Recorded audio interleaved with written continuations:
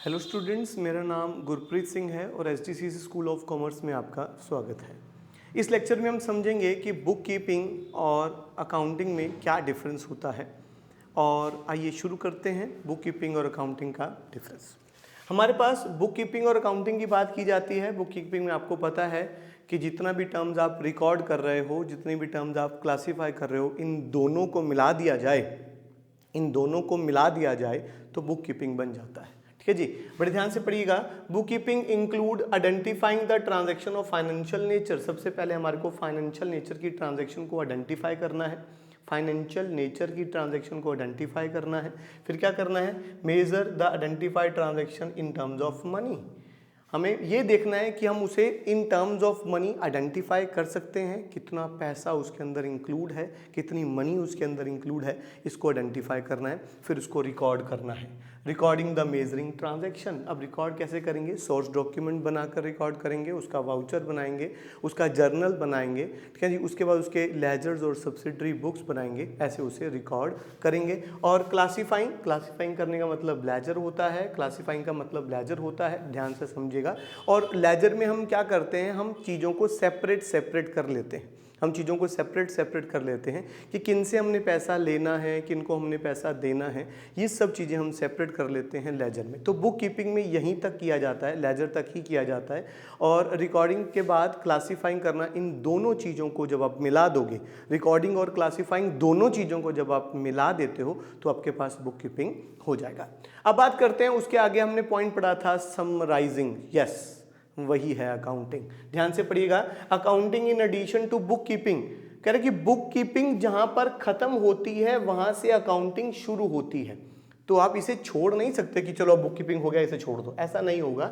चलो book keeping अगर हो गया उसे छोड़ देते हैं, ऐसा नहीं होगा मेरे बेटे। बड़े ध्यान से समझिएगा। जहां पर बुक कीपिंग खत्म होगी उसी के आगे अकाउंटिंग शुरू होगी। अब अकाउंटिंग में क्या करेंगे? अकाउंटिंग में summarise the classified transaction. Summarising करो, समराइजिंग मतलब सम अप करो उसका, किसमें? ट्रायल बैलेंस में उसका सम अप करते हैं। क्या जी? ट्रायल बैलेंस के बाद फिर ट्रेडिंग अकाउंट बनाएंगे, ग्रॉस प्रॉफिट और ग्रॉस लॉस के बारे में पता चलेगा। उसके बाद फिर प्रॉफिट और लॉस अकाउंट बनाएंगे। प्रॉफिट और लॉस में हमारे को नेट प्रॉफिट और नेट लॉस के बारे में पता चलेगा। और फिर हमारे पास हमारा फाइनेंशियल रिजल्ट जो है, फाइनेंशियल पोजीशन जो है वो पता चल जाएगी बैलेंस शीट बनाकर।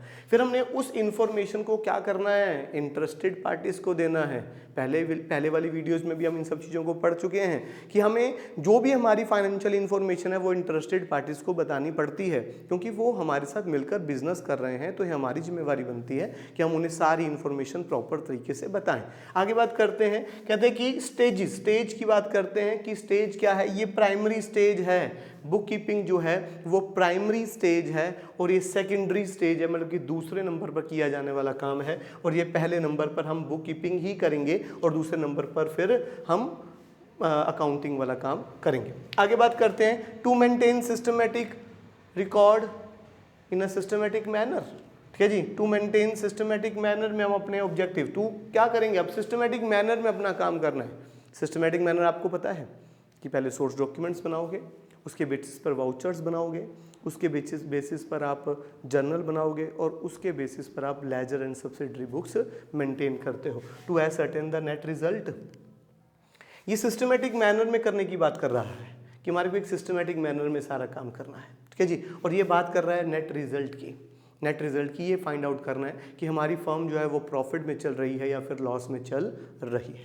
आगे बात करते हैं, रूटीन और क्लरिकल इन नेचर है ये, नेचर ऑफ जॉब। ये रोज का काम रोज मेंटेन करना पड़ेगा, क्योंकि रोज कस्टमर आएगा, रोज के बिल रोज कटेंगे, रोज का परचेज होगा, रोज का सेल होगा, तो रोज का काम रोज रिकॉर्ड करना है।